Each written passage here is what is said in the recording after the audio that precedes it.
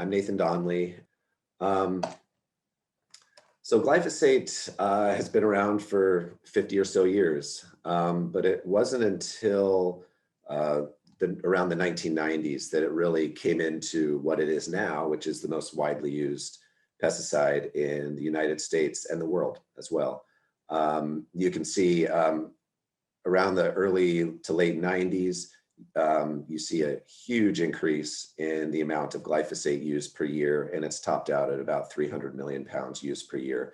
Most of that increase was in corn and soy, and glyphosate's increase really coincided with the advent of genetic engineering and the use of herbicide tolerant traits in many commodity crops like corn, soy, and cotton, so that those crops could be sprayed with glyphosate and glyphosate wouldn't kill them. So before genetic engineering, you really had only two windows you could use your herbicide, either before you planted your crop or after you harvested.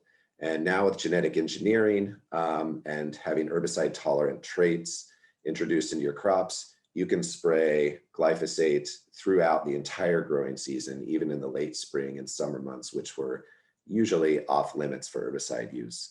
So this resulted in just an enormous explosion in use in glyphosate. That's mainly driven by corn and soy, but really all of these crops, cotton, alfalfa, you name it, glyphosate became the herbicide of choice. And just to give you some perspective here, this blue arrow is at about 70 million pounds a year, and that's the second most widely used pesticide in the US, which is atrazine. So glyphosate is in an absolute league of its own by a factor of at least 4.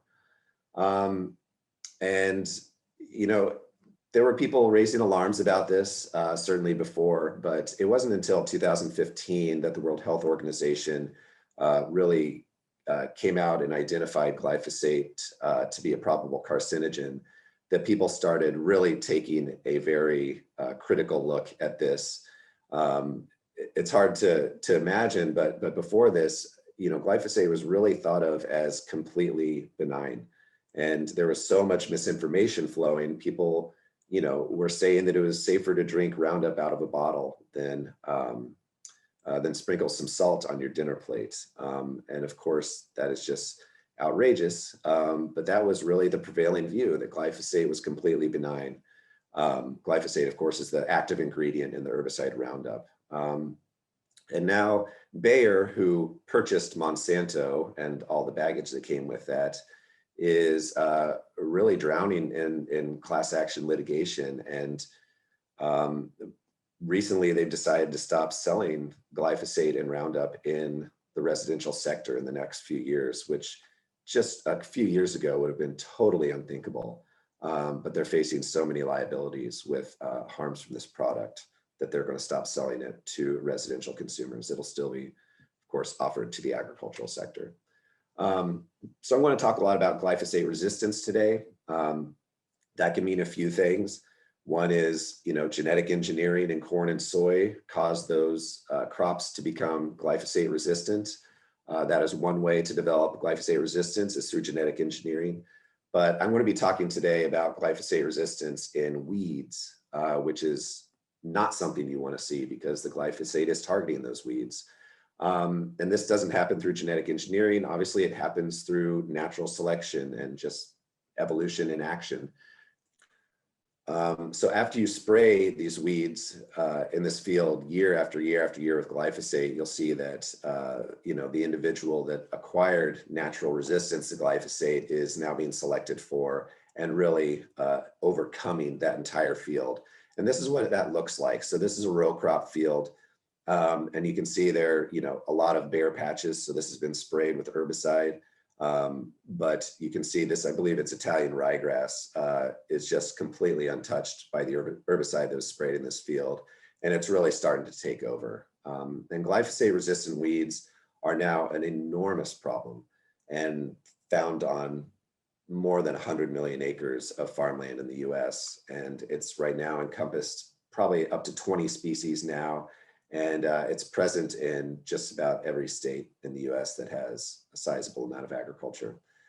So this is a big deal. And it's leading to something called the pesticide treadmill. And the pesticide treadmill of yore was quite a bit different. So this term was coined in the 1970s and was really developed as a way to identify this phenomenon that was happening where pesticides were stopped working against a certain species, and then they became ineffective and you tossed them out. And then you add another one in that works until it stops working, then you toss it out. So it's this very replace, replace, replace type treadmill. But that's not happening anymore. Glyphosate, while it has lost efficacy against some weeds, it's still very effective against many other weeds. So now people aren't ditching glyphosate, they're just combining different herbicides on top of it. So instead of this longitudinal approach by replacing herbicides, we're now doing this sort of vertical approach where you're combining and stacking those traits. It's more like a pesticide treadmill, I guess, to beat an analogy or an analogy to death. But so this is the recommended approach to combat resistance, is to combine pesticides. And it's been shown that combining multiple pesticides can actually delay resistance to some extent. And so the combining is being driven in large part through genetic engineering, the same thing that gave rise to glyphosate and really facilitated glyphosate resistance in weeds. And in the spirit of Halloween, I'll dub this one the only corn worse than candy corn. This Monsanto corn variety that's resistant to 5 different herbicides is currently under consideration for deregulation by the USDA. And I made this table a while ago, so it's woefully out of date, but you can see that many of these commodity crops here have herbicide resistant traits that have been deregulated, so they are able to be commercialized. And you can see that resistance is not only to single herbicides, but also entire classes. And the trend now in the industry is to stack these traits so that you have a corn or a soy or a cotton that is resistant to multiple herbicides. So whereas 20 years ago, you could only apply glyphosate in the summer months, now you can apply many, many, many more. And so that's leading to an overall increase in herbicide use. These are the most widely used herbicides in the United States. In these graphs, you can see on the y-axis here, you have total use. And then on the x-axis, you've got year from 1992 to 2018. And here's glyphosate again. You can see this meteoric rise in the late 90s and early 2000s. But then it's sort of leveled off here. That's a few reasons for that. One is that it sort of reached market penetration around this time, and the other is that it's losing efficacy. So people aren't still using more glyphosate, but notice that its use is not decreasing. So we're using the exact same amount of glyphosate year after year, 300 million pounds, 300 million pounds. And then now we are using more and more other herbicides. So you can see right around the time that glyphosate plateaued, there's been an increase in all of these other herbicides. Even paraquat, which I would consider to be one of the most toxic pesticides in use anywhere in the world, is increasing dramatically, almost threefold in the last 15 years or so. Metolachlorfoamicefin. So you can see that while use of glyphosate is standing still, everything else is increasing. And I put atrazine on here. Obviously, its use isn't increasing, thankfully. But its use has been so steady for the last 25, 30 years. And really the selling point of genetically engineering crops to be resistant to glyphosate, so-called Roundup Ready crops, was that everyone knew glyphosate use was going to increase, but we were all told that use of other herbicides was going to decrease. And you can see at the time glyphosate was increasing, everything is either standing still, maybe a slight dip in dicamba, maybe a slight dip in foamicefin, but everything's either staying still or increasing during this time, even atrazine, which was supposed to be replaced, at least in corn, by glyphosate. So the benefits of herbicide tolerant genetically engineering were vastly oversold.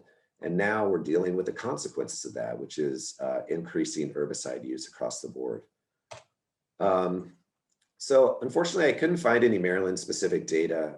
There's just not enough agriculture in Maryland to really be on USDA's radar. And it doesn't conduct pesticide use surveys in this state. So I'm just going to show you national trends. And my assumption is that Maryland is following those national trends, but I'm not 100% certain about that. So these are the three most widely grown crops in Maryland: soybeans, corn, and wheat. And you can see, again, on the Y, you've got total use and then increasing years on the x-axis. You can see that herbicide use, and this is total herbicide use. So in the previous slide, I showed you a few examples. This is total herbicide use in these three crops. And it's just been, on a steady increase since the early 2000s at least for all three of these crops. And the slope here, just to give you some perspective, is about 7 million pounds per year. So however much herbicide we use in soybeans this year, it'll be another 7 million next year, another 14 million the year after that, 21 million the year after that. So it just keeps combining, and it's increasing the total herbicide load in the environment that is affecting different ecosystems like the Chesapeake Bay. Wheat is a little bit of a different example. It's not, this sort of straight up shot like it is in corn and soy. And, wheat looks like it had a huge increase in the early 2000s, and then it's plateaued off since then. So this increase was likely due to use of glyphosate as a desiccant. It's common for farmers to spray glyphosate on their crop before harvest because it facilitates harvesting. And that became popular to do in the 2000s. So use of as a desiccant sort of led to this initial increase, but thankfully there's not a genetically engineered component to wheat. US consumers are very wary of eating genetically engineered foods. And so other than a few niche things like apples that don't brown and potatoes that have less acrylamide, most of the genetic engineering that's happening has been in crops that aren't very widely eaten by people, especially Americans, like soybeans and corn. These are mostly used to feed animals, and corn is used for ethanol, and then things like cotton and alfalfa. That's where a lot of the herbicide tolerant traits are. So thankfully, wheat doesn't have a genetically engineered component that's been commercialized yet. So they have not become accustomed to using herbicides during the late spring and summer months. And therefore, you're not seeing this enormous increase in herbicide use that we are in corn and soy and things like cotton and alfalfa. So that's a good thing. There was really a figurative fork in the road in the 2010s where it was really clear that Roundup Ready herbicide tolerant crops were not working that well. And, a lot of broken promises there, and the consequences we were already starting to deal with in the 2010s. And we had the option to say, okay, this was a failed experiment, let's move on. But the pesticide industry was really forceful to sort of increase the herbicide tolerant traits and combine them. And this is the path we're on right now, is to basically combine herbicide tolerant traits until we're out of herbicide tolerant traits, and then tough luck. It's a short-term fix strategy. It's an easier path initially, but it's going to lead to a whole lot of suffering, and I'll get into that in my last slide. But two trends are starting to emerge on this path we're on. One is that older herbicides are being repurposed and rebranded as these shiny new things.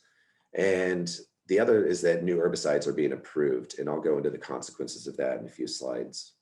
So here are the old pesticides, the oldie moldy pesticides that are being repurposed as these sort of shiny new things. The first one is atrazine and the triazine. So the good news here is we're probably not going to see an increase in use of these in agriculture, at least in the near term, and that's a very good thing.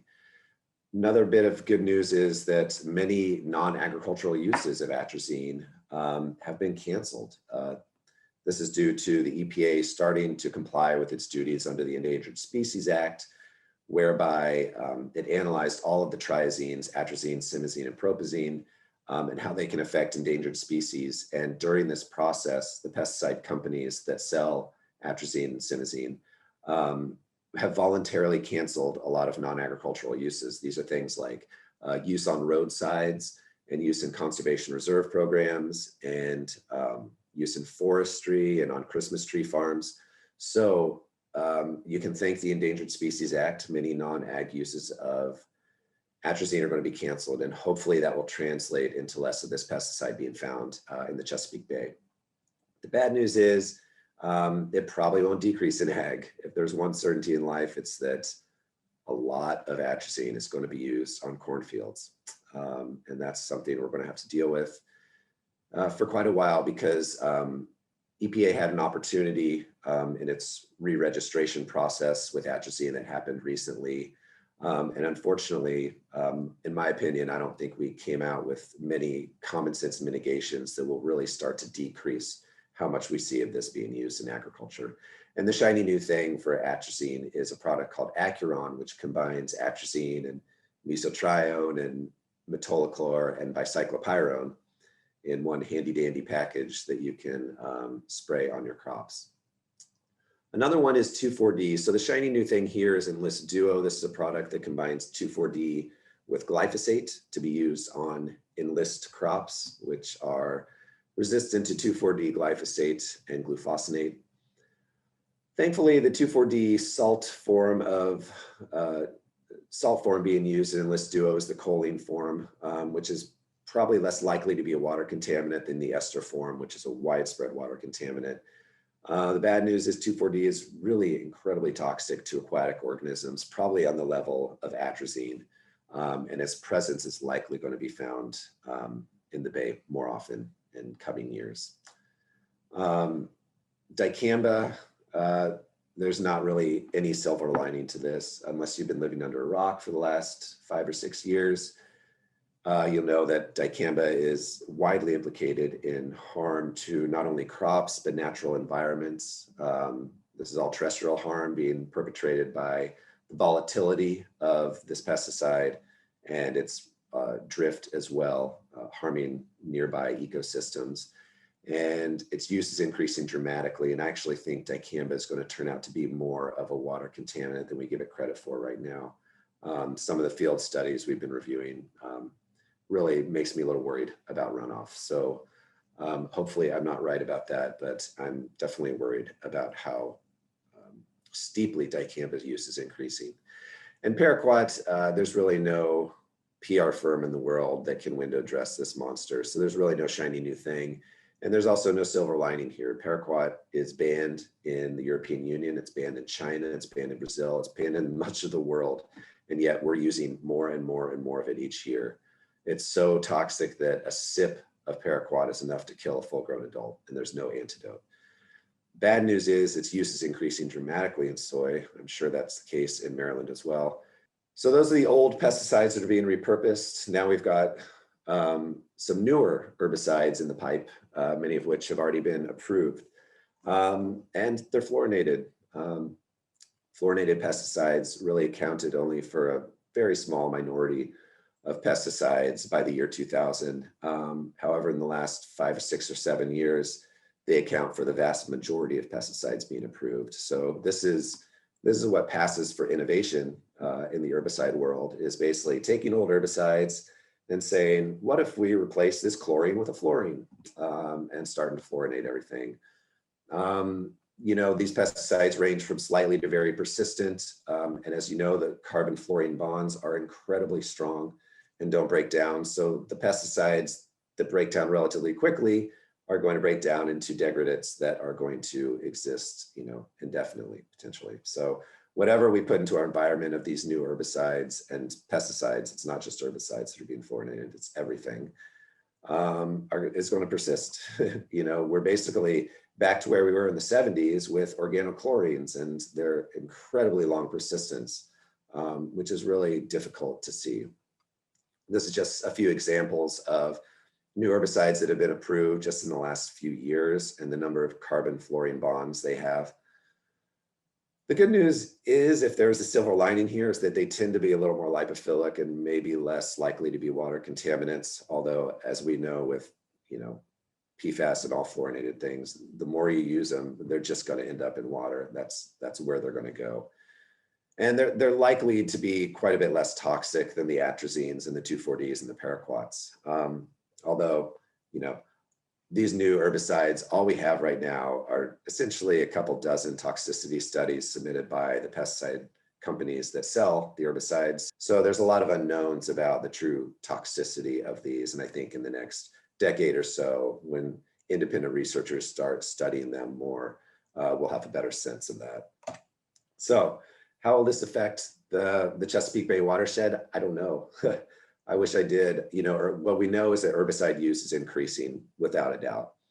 But we're in a major state of flux right now. Things are still going up, up, up, up. And the plateau, the ceiling is, I think it's still very far away, more than a couple of years away. So how much of these things we're going to be finding in the Chesapeake Bay water is going to depend on where that ceiling is. And we're not quite sure where that is yet. Mixtures, as it has been for the last few decades, expect to be finding more complex mixtures in the bay.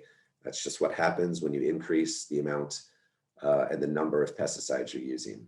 And, you know, with complex mixtures, you know, there's not enough study in the world to tell you whether these are safe, just because the sheer permutations of the different numbers of components and the different concentrations of those components is just staggering. And so there's always going to be this inherent uncertainty with mixtures, and that can be really frustrating for a lot of people. And the regulatory system is not set up to deal with this. As herbicides stop working, expect more tilling, which will lead to sediment loading in the bay. I'm not saying herbicides are better than tilling. They certainly aren't. They both have bad parts to them. But as you use fewer herbicides, you're probably going to get more tilling, and that might lead to more erosion. So I'll just end with, there's going to be weeds that can't be killed by any chemical herbicide in our lifetime.